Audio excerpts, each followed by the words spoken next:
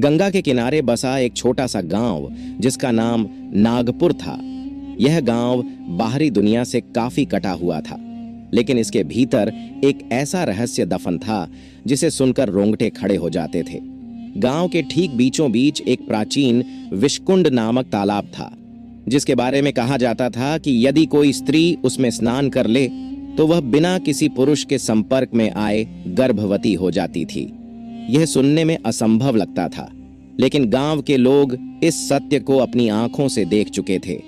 यह कहानी आज की नहीं थी, बल्कि सदियों पुरानी थी। गांव के बुजुर्गों के अनुसार यह तालाब राजा विक्रमसेन के समय में बना था। कहा जाता था कि उस समय एक महात्मा अग्निदेव यहाँ तपस्या करते थे।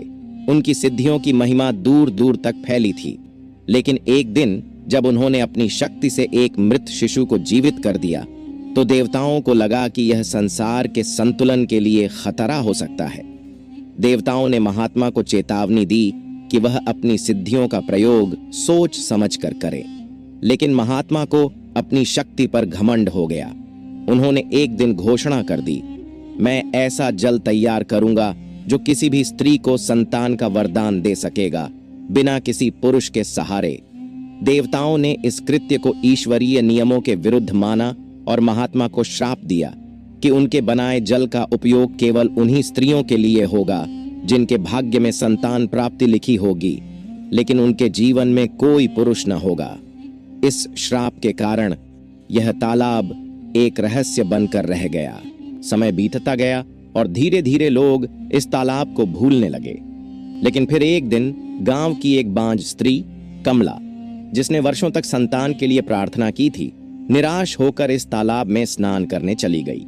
वह जानती थी कि यह तालाब रहस्यमय है, लेकिन उसने इसे मात्र एक कथा ही समझा था। अगले ही महीने कमला के शरीर में अजीब परिवर्तन होने लगे। उसने गांव के वैद्य को दिखाया और वैद्य ने चौंकाने वाली घोषणा कर दी, कमला गर्भवती है। यह सुनकर पूरा गांव दंग रह गया। सभी ने जानना चाहा कि यह कैसे संभव हुआ। कमला का पति तो वर्षों पहले मर चुका था, फिर वह गर्भवती कैसे हो सकती थी। कमला ने बताया कि वह कुछ ही दिन पहले विषकुंड में स्नान करके आई थी। यह सुनते ही गांव में हड़कंप मच गया। जब यह खबर फैली तो कई बांझ स्त्रियां इस तालाब में स्नान करने लगीं और धीरे धीरे वे सभी गर्भवती हो गईं। यह देख गांव के कुछ युवाओं को संदेह हुआ। गांव के एक पढ़े लिखे युवक विष्णु ने इस रहस्य को सुलझाने की ठानी। उसने गांव के सबसे बुजुर्ग महादेव बाबा से इस तालाब की सच्चाई पूछी। महादेव बाबा ने गहरी सांस ली और कहा, बेटा, यह कोई साधारण जल नहीं है। यह महात्मा अग्निदेव का वरदान है, लेकिन इसकी सच्चाई कोई नहीं जानता। विष्णु को इस उत्तर से संतुष्टि नहीं हुई। उसने तालाब के पानी को प्रयोगशाला में जांच के लिए भेजा, लेकिन रिपोर्ट में कुछ भी असामान्य नहीं निकला। एक दिन गांव की एक चालाक औरत सुनीता, जो लालची स्वभाव की थी, इस रहस्य को पैसों में बदलने की योजना बनाने लगी। उसने गांव के बाहर से औरतों को बुलाना शुरू कर दिया और हर एक स्नान के लिए पैसे वसूलने लगी। लेकिन फिर कुछ ऐसा हुआ जिससे पूरे गांव में दहशत फैल गई। एक रात सुनीता चीखती हुई गांव के चौक में आकर गिर पड़ी। उसका शरीर नीला पड़ चुका था और उसकी आंखों से खून बह रहा था। वह बस इतना कह पाई, मैंने कुछ ऐसा देखा जो इंसानों के लिए नहीं था। तालाब, वह तालाब जीवित है। वहां कुछ है, वहां कोई है। इसके बाद उसने दम तोड़ दिया। सुनीता की मौत के बाद गांव में डर फैल गया। विष्णु और कुछ गांव वाले रात में उस तालाब के पास गए। जब उन्होंने जल को ध्यान से देखा तो उन्हें पानी के नीचे कुछ चमकता हुआ दिखाई दिया। विष्णु ने हिम्मत करके पानी में गोता लगाया और जो उसने देखा उससे उसकी रूह कांप गई। तालाब के तल में एक विशालकाय नाग लेटा हुआ था। उसकी आंखें चमक रही थीं और उसके शरीर से हल्की रोशनी निकल रही थी।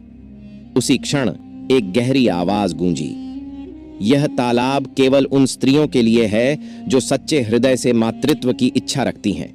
लालच और स्वार्थ के लिए इसका उपयोग करने वालों का अंत भयावह होगा। यह सुनकर विष्णु भयभीत हो गया और जल्दी से बाहर आ गया। अगले दिन उसने गांव वालों को यह सब बताया। इसके बाद किसी ने भी लालच में आकर इस तालाब का उपयोग करने की कोशिश नहीं की। आज भी नागपुर गांव में यह तालाब मौजूद है। कहा जाता है कि यदि कोई सच्चे दिल से मातृत्व की इच्छा रखता है तो उसे यह तालाब संतान का वरदान देता है, लेकिन कोई भी लालच में आकर इस शक्ति का दुरुपयोग करने की हिम्मत नहीं करता। तालाब का रहस्य अब भी बना हुआ है। यह वैज्ञानिक दृष्टि से असंभव है, लेकिन फिर भी जो स्त्रियां इस तालाब में स्नान करती हैं वे मातृत्व का वरदान पाती हैं। यह कोई चमत्कार है या फिर कोई अज्ञात शक्ति, यह आज तक कोई नहीं जान पाया।